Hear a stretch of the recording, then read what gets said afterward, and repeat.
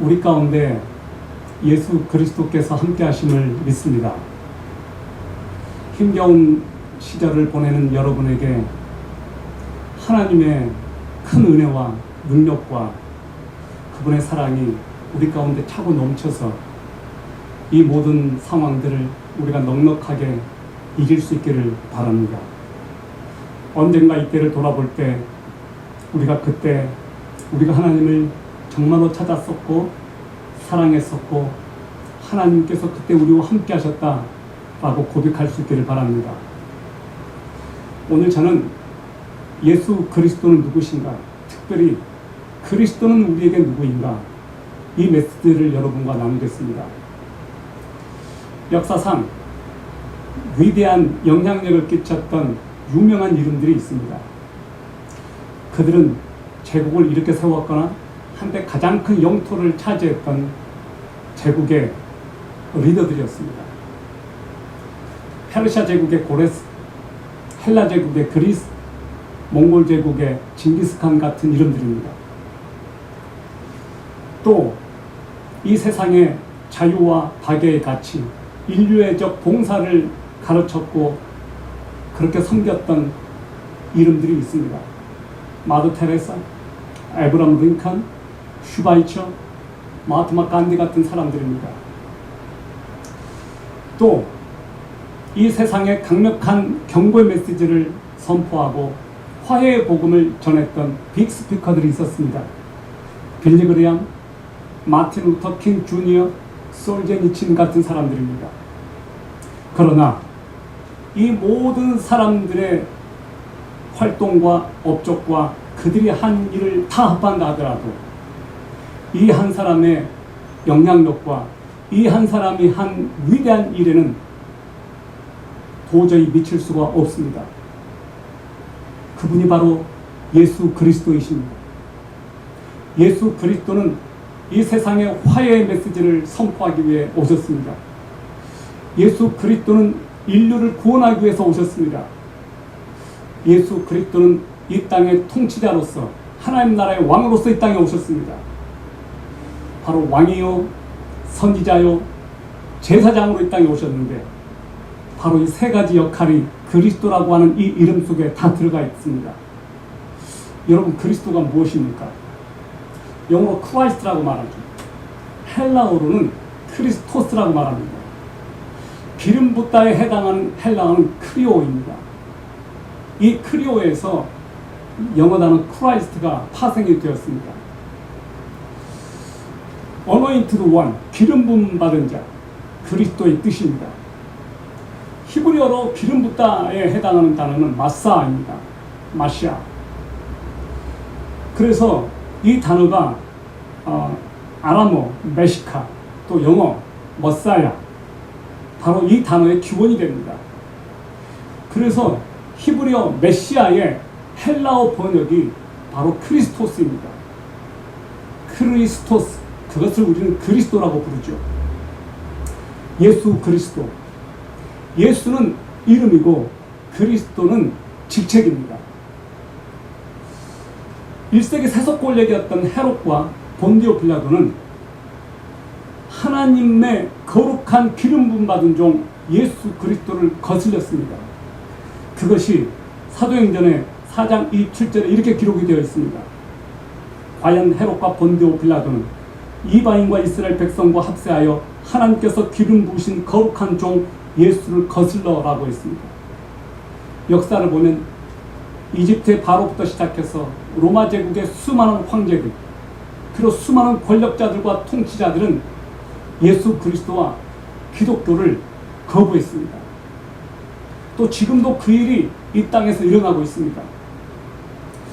여러분, 예수 그리스도를 어떻게 대하고 계십니까?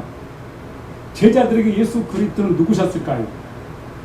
요한복음 1장 41절에 보면 안드레가 형제 시몬에게 찾아가서 흥분해서 말하는 장면이 나옵니다.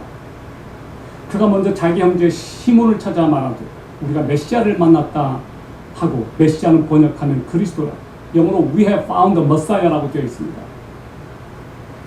안드레는 메시아를 간절히 찾았습니다. 안드레만이 아니었습니다.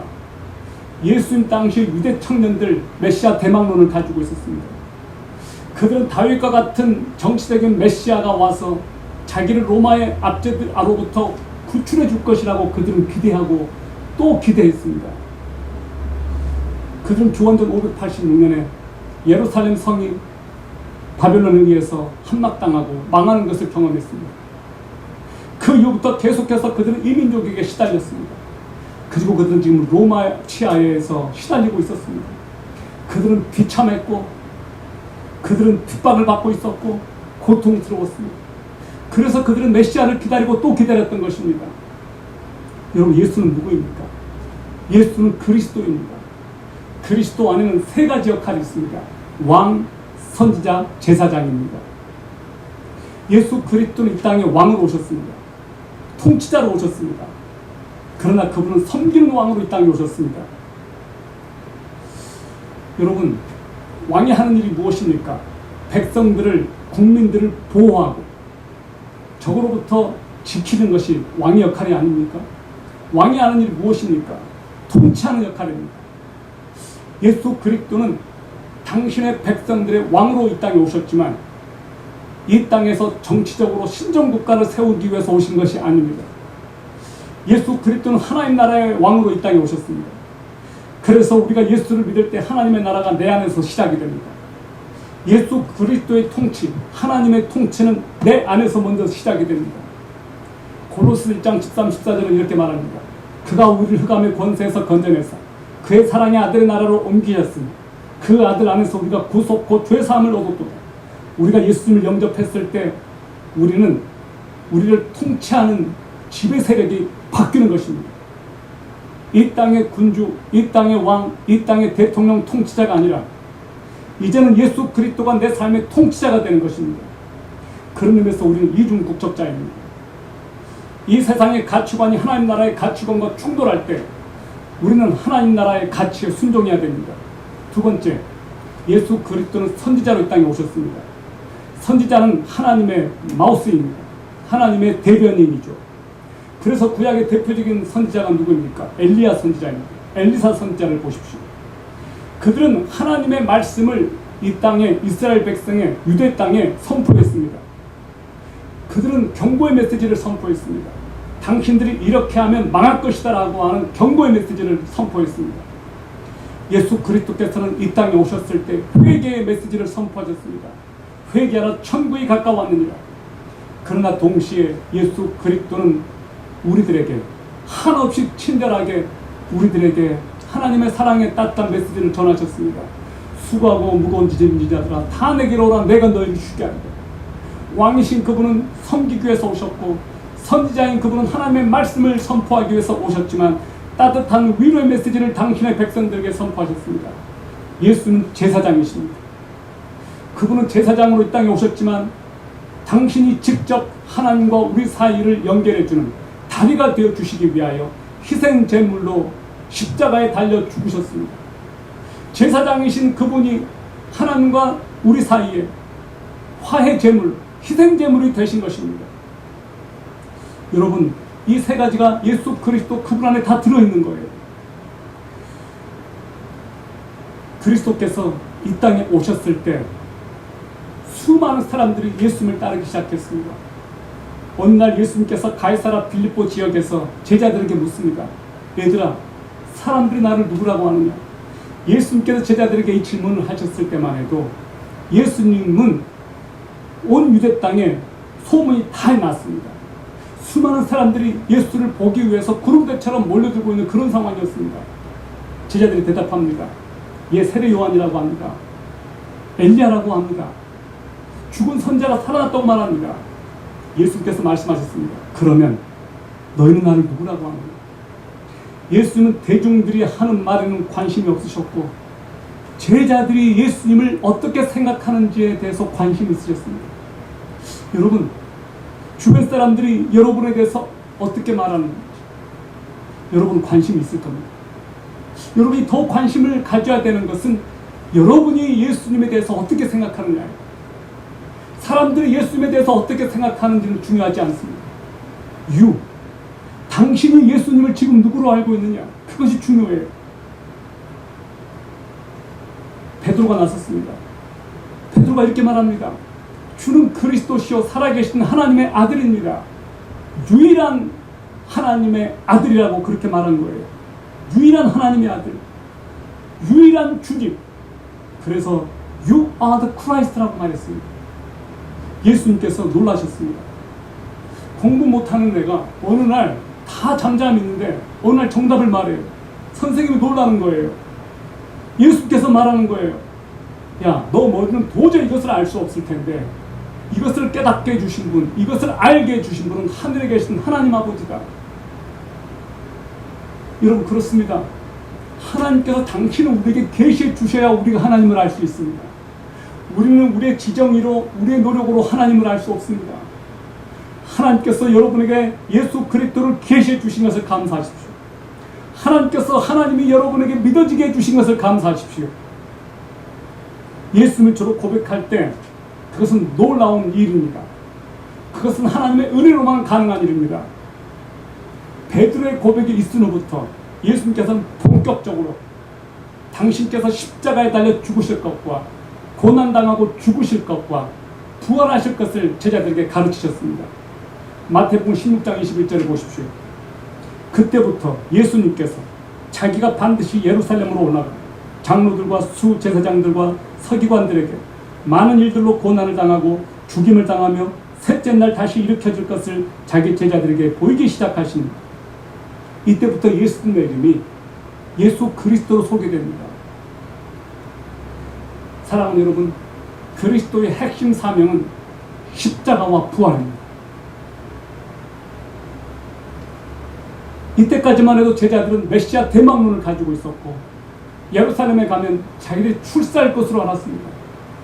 그러나 예수님 제자들에게 그렇게 말한 거예요. 야, 꿈깨. 나는 이 땅에 십자가를 지기 위해 왔어. 나는 잃어버린 영혼들, 하나님의 선택받은 백성들을 구원하기 위해서 왔어. 나는 이제 십자가에 달려 죽을 거야. 그리고 3일 만에 부활할 거야. 그것을 말씀하시기 시작한 겁니다. 근데 제자들은 그때까지만 해도 그것이 무슨 말인지 몰랐던 거예요. 여러분, 예수님께서는 기름 부음 받은 자로 이 땅에 오셨습니다. 하나님 나라 사역을 위하여 예수님께서는 기름 부음을 받으셨습니다. 그러면 오늘날 기름 부음을 받아야 될 사람들은 누구일까요? 우리는 예수 그리스도를 따르기로 결단한 사람들입니다. 오늘날 예수 그리스도를 따른다는 것은 결코 쉬운 일이 아닙니다. 여러분, 예수 그리스도께서 기름 부음을 받으셔서 이 땅에서 수많은 사람들을 자유케 하고 수많은 사람들을 고치고 수많은 사람들을 살리셨다니 오늘 더더군다나 저와 여러분에게 기름 부음이 필요하지 않을까요? 오늘날 기름 부음은 왕과 선지자 제사장들에게만 국한되지 않습니다. 더 이상 우리는 기름 부음을 그렇게 받지 않습니다. 예전처럼 머리에 기름을 붓지는 않지만 그 의미는 동일합니다. 오늘 저와 여러분이 기름 부음 받기를 바랍니다. 어디에 기름 부음을 받아야 되느냐? 우리의 심령, 우리들의 마음이, 우리들의 가슴이 성령의 기름 부음을 받기를 사모하십시오. 여러분이 성령님의 기름 부음을 받기 전까지는 어떤 능력도 예수 그리스도를 위해서 어떤 일도 할 수 없음을 아십시오. 오늘날 우리 너무나 무기력한 세상 가운데 있습니다. 이 무기력한 삶을 이기는 방법, 담대하게 예수 그리스도의 복음을 증거하는 길, 기름 부음을 받는 겁니다. 왜 기름 부음이 필요합니까? 첫째, 기름 부음은 우리를 거룩하게 하기 때문에 그렇습니다. 거룩하다라고 하는 이 단어의 히브리어는 카도시, 구별하다라는 뜻이에요. 민수기 7장 1절에 보면 모세는 장막을 만든 후에 모든 기구와 제단에 기름을 발라 거룩하게 구별했습니다. 여러분, 이 세상은 오염되어 있습니다. 오염된 세상을 치유하고 변화시키기 위해서 먼저 해야 될 것이 있습니다. 여러분이 거룩하게 구별되는 것입니다. 하나님은 거룩하지 않은 자들을 쓰시지 않습니다.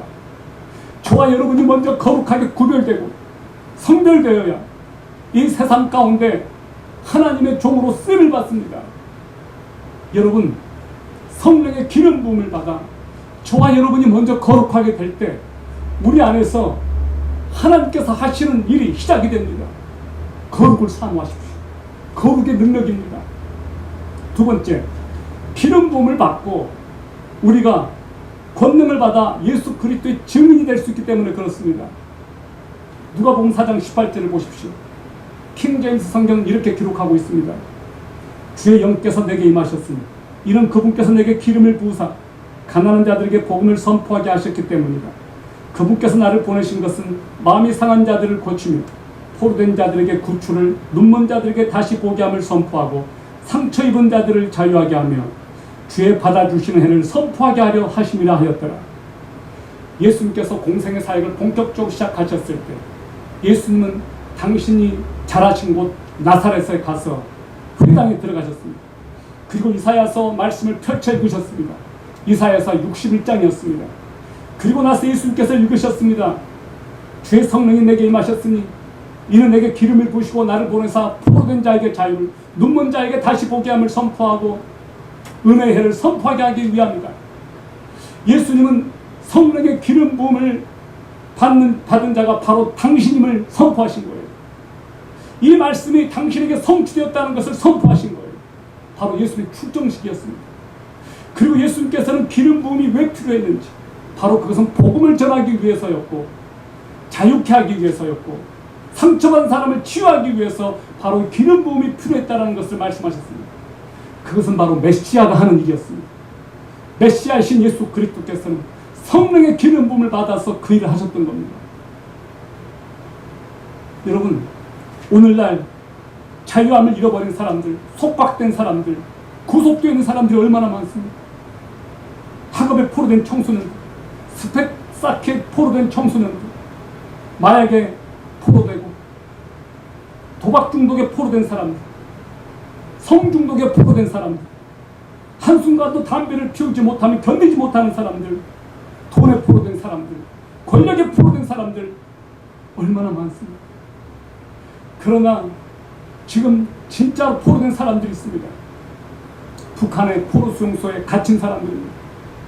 저는 예수 그리스도의 이름으로 그들이 풀려나기를 바라고 그들에게 자유가 임하는 날이 올 것을 믿습니다. 그리고 선포합니다. 여러분, 예수는 우리들에게 정말로 자유케 하기 위해서, 자유를 주시기 위해서 왔습니다. 예수는 우리들에게 영적인 자유를 주기 위해서 오셨습니다.